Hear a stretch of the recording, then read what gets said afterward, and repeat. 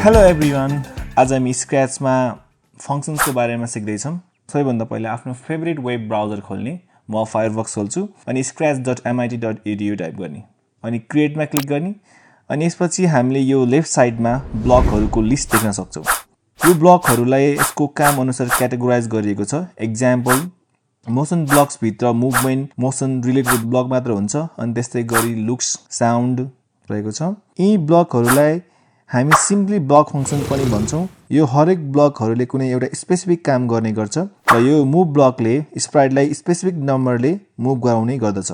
यो ब्लकले इनपुटमा as a number लिन्छ अनि हामीले दिएको नम्बर अनुसार नै स्प्राइट मुभ हुन्छ। फर एक्जाम्पल 10 राख्यो भने 10 स्टेप मुभ गर्छ, 20 राख्यो भने 20 स्टेप्स मुभ गर्छ, अथवा -10 राख्यो भने -10 स्टेप मुभ गर्छ, -20 राख्यो भने -20 स्टेप मुभ गर्छ। यसरी नै जति नम्बर दिए त्यही अनुसार यसले मुभ गर्छ। यो ब्लकहरूलाई रन गर्नलाई हामीले यस ब्लकमा क्लिक गर्ने गर्छौँ।